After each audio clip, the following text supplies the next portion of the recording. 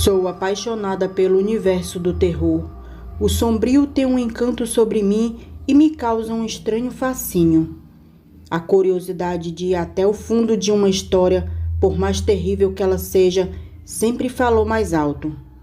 Neste conto, eu apresento meu universo sombrio. Espero que apreciem. Eu sou Mari Duarte e este é o canal Contos de Terror.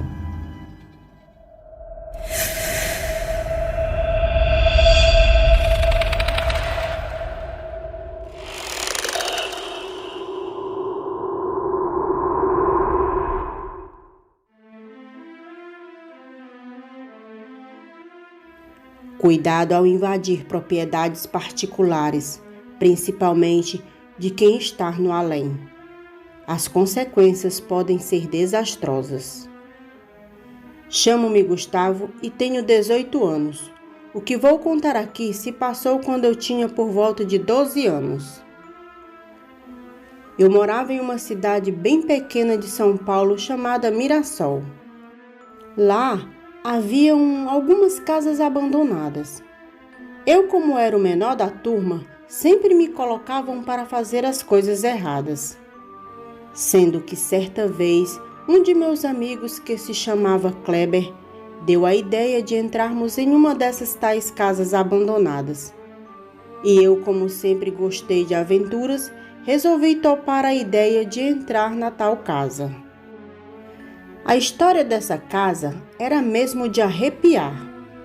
Dizem que quem morava lá era um senhor muito mal-humorado que vivia brigando com as crianças.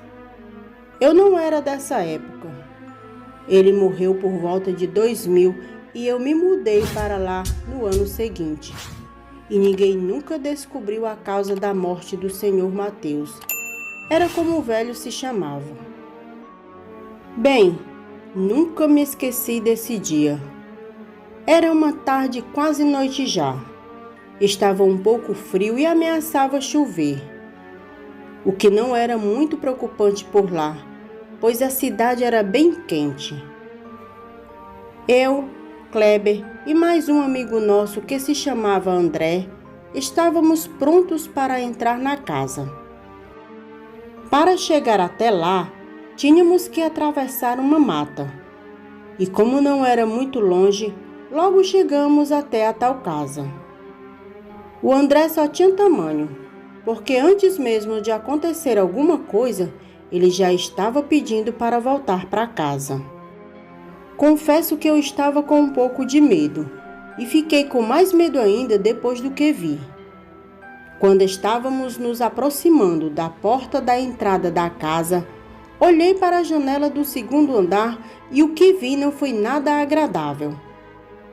Era uma figura de um homem nos olhando fixamente com um olhar frio e de arrepiar.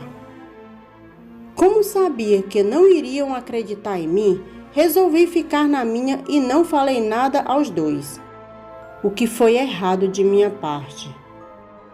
Chegamos até a porta e tentamos abri-la, mas ela estava fechada, o que poderia ser um sinal para sairmos dali correndo.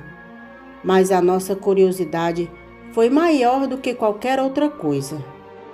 Vimos que uma das janelas estava aberta e a forçamos um pouco, mas como a casa estava fechada há muito tempo, as janelas estavam um pouco enferrujadas e duras para abrir.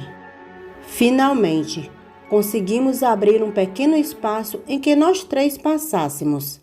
Então pulamos a janela e entramos na casa. O Kleber havia levado algumas lanternas que ele pegou emprestadas com o primo dele. Logo acendemos as lanternas e fomos à procura de alguma coisa que nos interessasse. O André estava com muito medo, o Kleber nem tanto, e eu já estava começando a achar que não tinha sido uma boa ideia a gente ter ido até esta casa. E eu estava certo. Em um determinado momento, um forte barulho de coisas caindo veio do andar de cima e nós três tomamos um baita susto. Ficamos paralisados quando olhamos para a escada que dava acesso ao segundo andar. Havia um homem de aparência velha e muito branca que parecia estar congelado. Nessa hora, senti mais frio do que o normal, e o homem logo começou a descer as escadas em nossa direção. E cada vez que descia um degrau, aumentava a velocidade de seus passos. Eu não pensei duas vezes e corri para uma porta que havia mais ou menos uns 5 metros de onde estávamos. E em seguida vieram os dois apavorados atrás de mim, gritando feito loucos. Fechamos a porta rapidamente, achando que estávamos seguros. Mas quando nós viramos, ali estava a criatura nos olhando fixamente de novo. Entrei em choque. A criatura começou a gritar para a gente sair dali imediatamente. Nós não pensamos em mais nada a não ser correr em direção à janela em que entramos. Eu já fui o primeiro a sair. Me joguei para fora e corri esquecendo dos outros.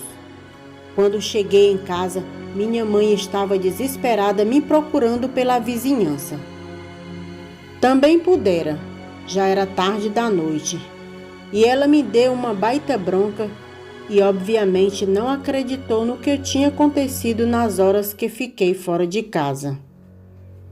Mas sei bem o que vi e o que passei naquela terrível noite. Boa noite.